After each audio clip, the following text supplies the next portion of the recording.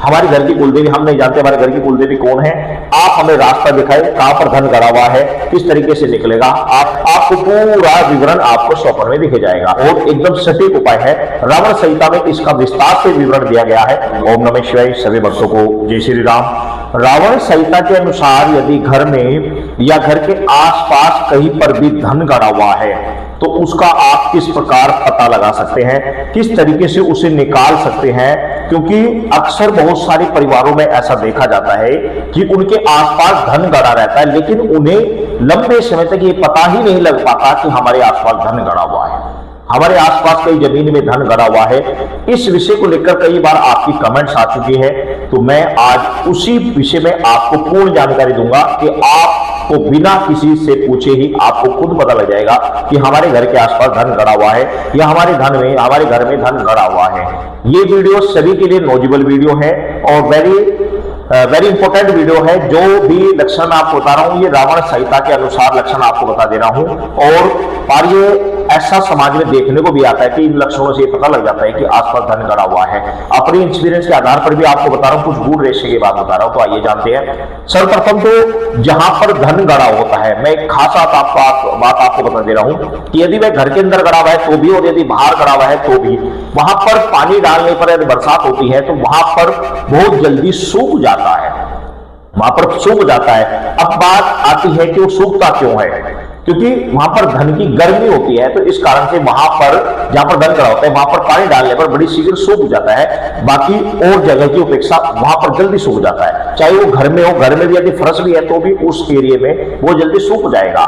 तो ये भी बहुत बड़ा संकेत होता है। और दूसरा जो संकेत होता है वो ये होता है कि आपको सपने में यदि बार बार आपको अपने घर के आसपास या अपने घर के अंदर कमल खिलता हुआ नजर आ रहा है, स्वप्न में कमल खिलता हुआ दिख रहा है, आपको ऐसे कमल खिलता हुआ दिख रहा है, तो इसका मतलब यह है कि आपको धन मिलने वाला है। और अपने आसपास धन गड़ा हुआ है, जहां पर कमल आपको खिलता हुआ दिख रहा है स्वप्न में, तो वहां पर धन गड़ा हुआ है। यह भी वेरी इंपॉर्टेंट लक्षण होता है। और एक लक्षण होता है कि यदि आपके घर के आसपास किसी विशेष जगह पर बार बार नेवले आते हैं, बार बार नेवला आ रहा है, बार बार वहां पर नेवले आते हैं और सांप भी आते हैं, सांप और नेवले एक जगह बार बार आते हैं, तो इसका मतलब यह है कि वहां पर धन गड़ा हुआ है। जहां पर धन गड़ा होता है वहां पर नेवले और सांप अधिक आते हैं, ऑटोमेटिकली वहां पर ज्यादा दिखाई देते हैं। तो इससे आप ये समझ सकते हैं। और यह घर के आसपास कई चौथा लक्षण होता है कि घर के आसपास यदि आपको लग रहा है कि कुछ विशेष जगह पर घास नहीं उग रहा है, सब जगह घास उग रहा है लेकिन एक जगह घास नहीं उगता,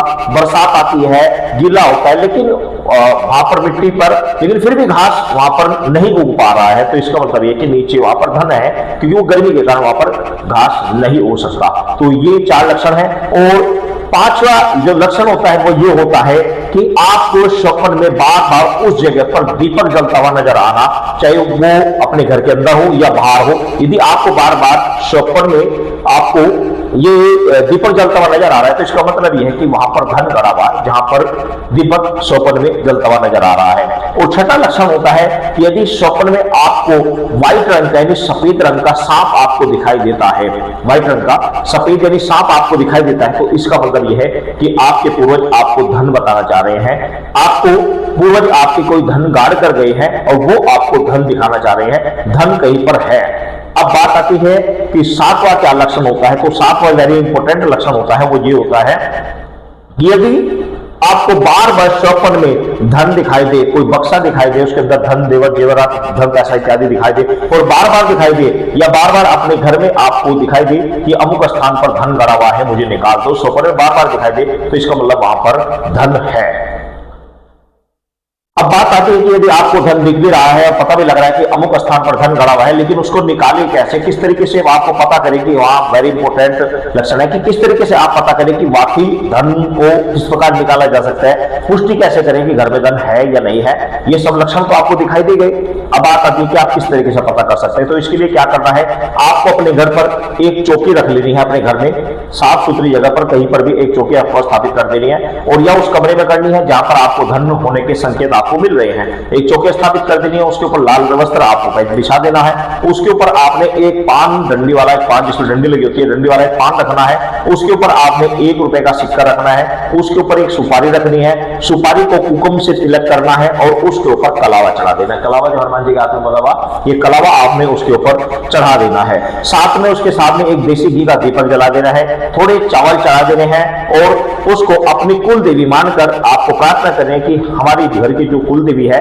अगर आप जानते हैं घर की कुल देवी कौन है तो उसका आह्वान करें कि अमुक कुल देवी हमने आपको स्थान दिया है, और नहीं जानते तो कहें कि अज्ञात हमारी घर की कुलदेवी हम नहीं जानते, हमारे घर की कुलदेवी कौन है, आप हमें रास्ता दिखाएं, कहां पर धन गड़ा हुआ है, किस तरीके से निकलेगा, आप हमें सही रास्ता दिखाएं। तो इस तरीके से आपको दीपक जलाना है। इस क्रिया को कंटिन्यू आप कभी भी शुरू कर सकते हैं और कंटिन्यू 11 दिन तक आपको प्रतिदिन दीपक इसी तरीके से कुलदेवी के नाम को आपको जला देना है। आपको पूरा विवरण आपको स्वप्न में दिखे जाएगा, चाहे वो 1 हफ्ते के अंदर दिखे या 11 दिन के अंदर दिखे या 21 दिन के अंदर दिखे, लेकिन आपको पूरा विवरण दिख जाएगा।